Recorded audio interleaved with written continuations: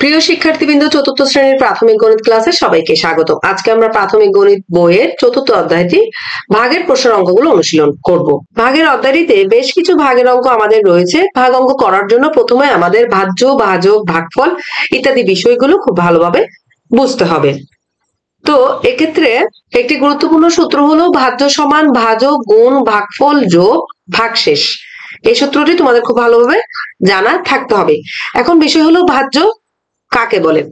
ভাজ্য হলো যেই সংখ্যাকে ভাগ করা হয়, যেমন এখানে আমরা একটি ভাগ অঙ্ক দেখতে পাচ্ছি, এখানে 90 ভাগ 30, এখানে 90 হলো ভাজ্য এবং 30কে দিয়ে ভাগ করা হবে, সেক্ষেত্রে 30 হলো ভাজক। তার মানে আমরা বলতে পারি যাকে ভাগ করা হয় সেটি হলো ভাজ্য এবং যাকে দিয়ে ভাগ করা হয় সেটি হলো ভাজক, এবং ভাগফল হলো ভাগ করে যে উত্তরটি আমরা পাই সেটি হলো ভাগফল। তবে অনেক ক্ষেত্রে ভাগ করেও অবশিষ্ট কোনো সংখ্যা থেকে যায়, সেই অবশিষ্ট সংখ্যাই হলো ভাগশেষ। যেমন এই অঙ্কটিতে 941কে ভাগ করা হচ্ছে, সেক্ষেত্রে 941 হলো ভাজ্য, অর্থাৎ যাকে ভাগ করা হয় সেটি হলো ভাজ্য। আর 941কে ভাগ করা হচ্ছে 23 দিয়ে, তাহলে যাকে দিয়ে ভাগ করা হয় সেটি হলো ভাজক, এবং ভাগ করে উত্তর পেলাম 40, তাহলে 40 হলো ভাগফল। এবং ভাগ করার পর আমার একটি অবশিষ্ট সংখ্যা রয়েছে, সেটি হলো 21, এবং 21 হলো ভাগ শেষ, অর্থাৎ ভাগ করার পর যে অবশিষ্ট অংশ থাকে সেটি হলো ভাগশেষ। তো ভাজ্য, ভাজক, ভাগশেষ, ভাগফল এই বিষয়গুলো খুব ভালোভাবে জানতে হবে। আজকে আমরা এই অধ্যায়ে কিছু প্রশ্নের অঙ্ক করব এবং সহজ পদ্ধতির কিছু ভাগ অঙ্ক করব, কিভাবে খুব সহজে ভাগ করা যায়। অনুশীলনী অংশে আমাদের প্রথমে কিছু ভাগ অঙ্ক দেওয়া আছে এবং 2 নম্বরে সহজ পদ্ধতিতে ভাগ করো দেওয়া আছে। তো তোমাদের আজকে আমি কিভাবে সহজ পদ্ধতিতে ভাগ অঙ্ক করবে সেই বিষয়টি দেখাবো, এবং আমাদের কিছু প্রশ্নের অঙ্ক রয়েছে, সেই প্রশ্নের অঙ্কগুলো কিভাবে করবে সেই বিষয়টিও দেখাবো। তবে এর আগে আমাদের আরো একটি ভাগের প্রক্রিয়ার অঙ্ক দেওয়া আছে বইয়ের অধ্যায়েই। কোন সংখ্যাকে 10 বা 100 দিয়ে কিভাবে সহজে আমরা ভাগ করতে পারি সেই পদ্ধতি আমি তোমাদের এখন দেখাবো। যেমন প্রথম প্রশ্নটি হলো 734 ভাগ 10 এবং দ্বিতীয় প্রশ্নটি হলো 987 ভাগ 100। এ ধরনের অর্থাৎ 10, 100, 1000 অর্থাৎ শূন্যওয়ালা সংখ্যা দিয়ে যদি ভাগ করতে হয় সেক্ষেত্রে খুব সহজে ভাগগুলো করা যায়। যেমন এখানে একটি শূন্য, 10-এ রয়েছে একটি শূন্য, আবার 100-র মধ্যে রয়েছে দুটি শূন্য, একইভাবে 1000-এ 3টি শূন্য।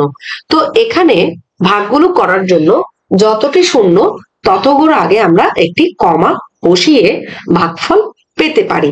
যেমন একটি শূন্য, তাহলে আমরা ডান পাশ থেকে 1 ঘর আগে একটি কমা বসালাম, এই একটি শূন্যর জন্য 1 ঘর আগে কমা বসালাম। এখানে কমার আগে যে সংখ্যাটি 73 হলো ভাগফল, আর অবশিষ্ট সংখ্যাটি হলো ভাগশেষ 4। তার মানে একটি শূন্য হলে 1 ঘর আগে কমা বসিয়ে উত্তর পেতে পারি, আবার দুটি শূন্য হলে 2 ঘর আগে কমা বসাতে হবে। এখানে এই যে দুটি শূন্যের জন্য আমরা 2 ঘরকে ডান পাশ থেকে 2 ঘর আগে কমা বসিয়ে উত্তর পেলাম 9, অর্থাৎ এখানে ভাগফল হলো 9। তাহলে এটি খুব সহজ একটি পদ্ধতি। একটি শূন্য হলে 1 ঘর আগে কমা, দুটি শূন্য হলে 2 ঘর আগে কমা, একইভাবে 3টি শূন্য হলে 3 ঘর আগে, 4টি শূন্য হলে 4 ঘর আগে কমা দিয়ে আমরা এই যে সামনের অংশটি হবে ভাগফল, পেছনের অংশটি হবে ভাগ শেষ। এটি কিন্তু ভাগের খুব সহজ একটি পদ্ধতি। এবার আমরা সহজ পদ্ধতির ভাগগুলো দেখব। সহজ পদ্ধতির ভাগগুলো করার জন্য প্রথমে আমরা প্রশ্নটি তুলে নিলাম। এখানে প্রথম প্রশ্নটি হলো 7600 ভাগ 200। একটু খেয়াল করলে দেখবে দুটি সংখ্যায় কিন্তু শূন্য রয়েছে, দুটি করে। তো আমরা 76কে আলাদা করে লিখলাম এবং দুটি শূন্য মানে 100, এই 100কে আমরা আলাদা করে লিখলাম। একইভাবে 2কে আলাদা করে লিখলাম এবং দুটি শূন্যের জন্য 100কে আমরা আলাদা করে লিখলাম। এতে সহজ হবে, দুটি সংখ্যাতেই 100 100 ভাগ করলে বাদ যাবে, অর্থাৎ 100 100 ভাগ করে বাদ চলে যাবে। অবশিষ্ট আমাদের রইল 76 ভাগ 2। তো 76কে 2 দিয়ে ভাগ করে উত্তর হবে 38। দেখো অনেক বড় একটি সংখ্যার ভাগ আমরা খুব সহজে করে নিলাম। তার মানে আমরা বুঝলাম সহজ পদ্ধতির ভাগের ক্ষেত্রে শূন্যগুলোকে বাদ দেওয়ার একটি প্রক্রিয়া আমরা এখানে দেখছি। আবার 2 নম্বর প্রশ্নটি তো 72 অর্থাৎ দুটি শূন্য, আবার 900।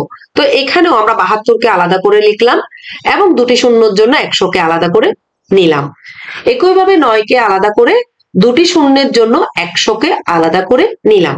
তো দুটি সংখ্যায় 100 100 আমরা বাদ দিতে পারি, বাদ বা এটিকে ভাগও বলা যায়। 100কে 100 দিয়ে ভাগ করলে কিন্তু একই। তো এবার অবশিষ্ট রইল 72 ভাগ 9। তো 72কে 9 দিয়ে ভাগ করে 8 9 72, উত্তর পেলাম 8। অনেক বড় একটি অঙ্ক, কিন্তু আমরা খুব সহজে করে নিলাম। 3 নম্বর প্রশ্নটিতে আমরা অনেক বড় একটা সংখ্যা দেখতে পাচ্ছি। এখানে শূন্য রয়েছে মোট 5টি, অর্থাৎ 10 লক্ষ, একক দশক শতক হাজার অযুত লক্ষ, 1 লক্ষ, এবং অন্য সংখ্যাটি হলো 1000। এখানে রয়েছে 3টি শূন্য। তাহলে দুনো পাশে মিলার জন্য আমরা তিনটে শূন্যকে আলাদা করে লিখবো। তো 3টি শূন্যকে আলাদা করলে 3টি শূন্য মানে 1000কে আলাদা করে লিখলাম। একইভাবে এখান থেকেও যদি আমরা 3টে শূন্য নিই, 3টি শূন্য মানে 1000কে আলাদা করে লিখলাম। তো 3টি শূন্য নিলে আমার এখানে আর শূন্য থাকবে দুটি মানে 100। সেই 100কে আমরা আলাদা করে লিখলাম। অর্থাৎ এই যে 5টি শূন্যকে এখানে দুটি, এখানে 3টি। তো দুপাশ থেকে যদি আমরা 1000কে 1000 দিয়ে ভাগ করি তাহলে 1, এবং আমার অবশিষ্ট রইল 100 ভাগ, এই পাশে রইল 1। 100কে 1 দিয়ে ভাগ করে উত্তর পাবো 100। সর্বশেষ অঙ্কটি একটু ভিন্ন প্রকৃতির, কারণ এখানে 350 ভাগ 25। 25-এর পাশে কিন্তু কোনো শূন্য নেই। আমরা এতক্ষণ করেছি উভয় পাশে কিন্তু শূন্য ছিল। তো এই অঙ্কটি করার জন্য আমাদেরকে শূন্য আনার চেষ্টা করতে হবে। আমরা জানি 25-এ যদি আমরা শূন্য কোনো সংখ্যা বানাতে চাই, সেক্ষেত্রে 25কে যদি 4 দিয়ে গুণ করা যায়, 4 25-এ 100 হয়ে যায়। তো এক্ষেত্রে শূন্য আনা সংখ্যা বানানোর জন্য আমরা 4 দিয়ে গুণ করব। তো এখানে যেহেতু এটি একটি অঙ্ক, শুধু 25কে 4 দিয়ে গুণ করলে হবে না, সেক্ষেত্রে 350-কেও 4 দিয়ে গুণ করতে হবে। তার মানে দুইটি সংখ্যাতে আমরা 4 দিয়ে গুণ করে নিলাম। তাহলে 25কে 4 দিয়ে গুণ করলে 100, আবার 350-কে 4 দিয়ে গুণ করলে 1400। এবার আমরা দুটি সংখ্যাতেই শূন্য পেলাম। এবার 14 সংখ্যাটিকে আলাদা করলাম, দুটি শূন্যের জন্য 100 লিখলাম। অন্য পাশে 1কে আলাদা করে দুটি শূন্যের জন্য 100 লিখে নিলাম। এবার আমার পূর্ণ সংখ্যা হলো 14 ভাগ 1। তো 14কে 1 দিয়ে ভাগ করে কিন্তু উত্তর হবে 14। তো এভাবে শূন্যযুক্ত সংখ্যাগুলোকে সহজ পদ্ধতিতে ভাগ করে উত্তর খুব সহজেই পাওয়া যাবে। এবার আমরা ভাগের প্রশ্নের অঙ্কগুলো অনুশীলন করব। আমাদের 1 নম্বর প্রশ্নটি হলো, কোন সংখ্যাকে 34 দিয়ে ভাগ করলে। প্রশ্নের অঙ্কগুলো করার জন্য প্রশ্নটি খুব ভালোভাবে পড়তে হবে। এখানে বলা হচ্ছে 34 দিয়ে ভাগ করলে, অর্থাৎ যেটিকে দিয়ে ভাগ করা হয় সেটি হলো ভাজক। তার মানে 34 হলো ভাজক। এর ভাগফল হবে 3, ভাগশেষ হবে 10।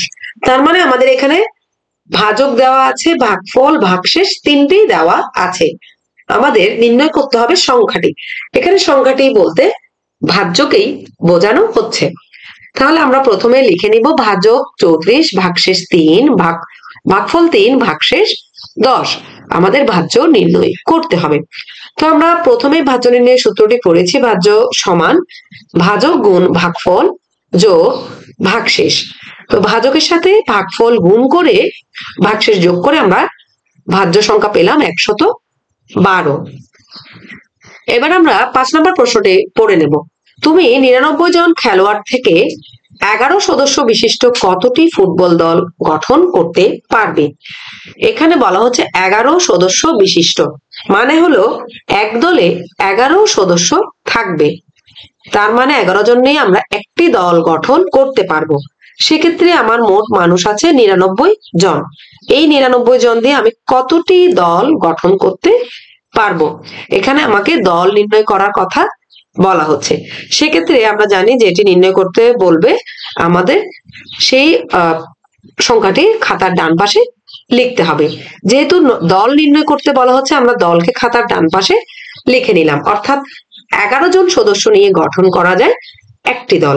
তাহলে 99 সদস্য নিয়ে কটি দল গঠন করা যাবে।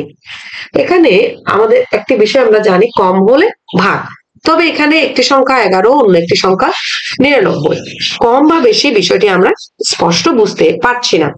তো আরেকটি বিষয় তোমাদের বলে রাখি, এখানে 11 এবং 99 দুটি সংখ্যাই কিন্তু একের চেয়ে বড়। মনে রাখবে, দুটি সংখ্যায় যদি এভাবে উপরে নিচে একের চেয়ে বড় হয়, সেক্ষেত্রে আমাদের ভাগ করতে হবে। অর্থাৎ দুটি একের চেয়ে বড় সংখ্যা হলে ভাগ করতে হবে। তো ভাগ করে আমরা উত্তর পেলাম 9টি দল। অর্থাৎ 99 জন সদস্য নিয়ে 9টি দল গঠন করা যাবে। এবার পরের প্রশ্নটিতে বলা হচ্ছে 26 জন লোকের মাঝে 182টি পোস্ট কার্ড বিতরণ করলে প্রত্যেকে কতটি করে পোস্ট কার্ড পাবে? প্রত্যেকের মানে হলো 1, অর্থাৎ একজনে কটি করে পোস্ট কার্ড পাবে। তো আমাদের এখানে পোস্ট কার্ডের সংখ্যা নির্ণয় করতে বলা হচ্ছে, সেক্ষেত্রে আমরা পোস্ট কার্ডের সংখ্যাটিকে খাতার ডান পাশে লিখে নিলাম। অর্থাৎ এখানে এই 26 জনে পাচ্ছে 182টি, প্রত্যেকে নির্ণয় করতে হবে। প্রত্যেক মানে 1, তো একজনে অবশ্যই কম পাবে। যেহেতু 26 জনে 182টি পাচ্ছে, একজনে কম পাবে। কম হলে ভাগ, তো ভাগ করে আমরা উত্তর পেলাম 60টি। অর্থাৎ একজনে 60টি করে পোস্ট কার্ড পাবে। এবার 7 নম্বর প্রশ্নটি আমরা একটু পড়ে নেব। 500টি পেন্সিল থেকে প্রতি বক্সে 12টি করে পেন্সিল রাখলে কতটি বক্সের প্রয়োজন পড়বে এবং কতটি পেন্সিল অবশিষ্ট থাকবে? আমরা জানি অবশিষ্টর মানে হলো ভাগশেষ।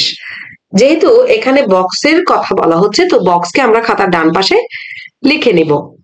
এখানে আমার 12টি পেন্সিল আমি একটি বক্সে রাখতে পারি। যেহেতু বক্স নির্ণয় করতে হবে, বক্সের সংখ্যাতে আমরা খাতার ডান পাশে লিখে নিলাম 12টি পেন্সিল রাখতে প্রয়োজন একটি বক্স।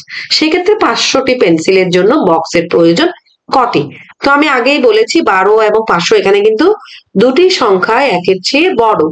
দুটি সংখ্যায় যদি একের চেয়ে বড় হয়, সেক্ষেত্রে ভাগ করতে হবে। তো ভাগ করে আমরা উত্তরটি পাবো। এখানে ভাগ অঙ্কটি আমি করে দেখিয়েছি, কারণ এখানে আরো কিছু অবশিষ্ট থাকবে। তো 4 12 48, 50 থেকে 48 বিয়োগ করে 2, শূন্যটি নামালাম, আবার 12 একে 12, অবশিষ্ট রইল 8। তার মানে এগুলো হলো পেন্সিলের সংখ্যা, অর্থাৎ 8টি পেন্সিলে অবশিষ্ট থাকবে। তার মানে আমার 41টি বক্সের প্রয়োজন এবং আরো 8টি পেন্সিল অবশিষ্ট থাকবে। এবার 8 নম্বর প্রশ্নে আমরা পড়ব, 1716 মিটার লম্বা একটি তারকে 78টি সমান ভাগে ভাগ করা হলে, এখানে কিন্তু ভাগের কথা বলাই হয়েছে। প্রতি ভাগ মানে এক ভাগের দৈর্ঘ্য কত মিটার হবে? যেহেতু মিটার নির্ণয় করতে বলা হচ্ছে, সেক্ষেত্রে মিটারকে আমরা খাতার ডান পাশে লিখে নিব। অর্থাৎ 78 ভাগের দৈর্ঘ্য এই 1716 মিটার। তাহলে আমাদের নির্ণয় করতে হবে প্রতি ভাগ মানে এক ভাগ। 78 ভাগে যদি 1716 মিটার হয়, সেক্ষেত্রে এক ভাগে অবশ্যই কম পড়বে। কম হলে ভাগ, তো ভাগ করে আমরা উত্তর পাবো 22 মিটার। অর্থাৎ প্রতি ভাগে 22 মিটার করে করে পড়ে 78 টুকরায় এই 1716 মিটার হবে। এবার 9 নম্বর প্রশ্নটিতে বলা হচ্ছে 85 কেজি চালের দাম 2295 টাকা হলে 1 কেজি চালের দাম কত? তো এখানে কিন্তু দাম নির্ণয় করার কথা বলা হচ্ছে। তো দাম মানে মূল্য বা টাকা, টাকাকে খাতার ডান পাশে আমরা লিখে নিলাম। 85 কেজি চালের দাম 2295 টাকা, তাহলে 1 কেজি চালের দাম অবশ্যই কম হবে। তো কম হলে ভাগ করে আমরা উত্তরটি নির্ণয় করে নিলাম 27 টাকা। এবার সর্বশেষ প্রশ্নটি আমরা পড়ব, তোমার কাছে 2784টি পুঁতি আছে, একটি মালা তৈরি করতে 98টি পুঁতি লাগে। সবগুলো পুঁতি ব্যবহার করে তুমি এরূপ কতটি মালা তৈরি করতে পারবে? অর্থাৎ কতটি মালার সংখ্যা আমাদের নির্ণয় করতে বলা হচ্ছে। তাহলে যেহেতু মালা আমরা নির্ণয় করবো, মালার সংখ্যাটিকে খাতার ডান পাশে লিখে নিলাম। 98টি পুঁতি দিয়ে তৈরি করা যায় একটি মালা। আমার আছে 2784টি পুঁতি। এখানে কটি মালা আমরা বুঝতে পারছি না, সেক্ষেত্রে আমাদের খেয়াল করতে হবে 98 এবং 2784 দুটি কিন্তু একের চেয়ে বড় সংখ্যা, এবং আমরা জানি একের চেয়ে দুটি যদি বড় সংখ্যা হয়, সেক্ষেত্রে ভাগ হবে। তো ভাগ করে আমরা মালার সংখ্যা পাবো 28টি মালা, এবং এখানে আরো কিছু অবশিষ্ট থাকবে, 40টি পুঁতি অবশিষ্ট থাকবে। তো ভাগ অঙ্কগুলো করে তোমরা উত্তরগুলো নির্ণয় করে নিতে পারো। আমার এই ভিডিওগুলো তৈরি করার মূল উদ্দেশ্য হলো এই যে প্রশ্ন অঙ্কগুলো কিভাবে তোমরা বাক্যগুলো তৈরি করবে, খাতার ডান পাশে কোন বিষয়টি লিখবে বা গুণ বা ভাগ হবে কিনা সেটি কিভাবে বুঝবে সেই বিষয়টি স্পষ্ট করা। আশা করি প্রশ্নের অঙ্কগুলো তোমরা খুব ভালোভাবে বুঝতে পেরেছো। ভিডিওটি দেখার জন্য সবাইকে ধন্যবাদ।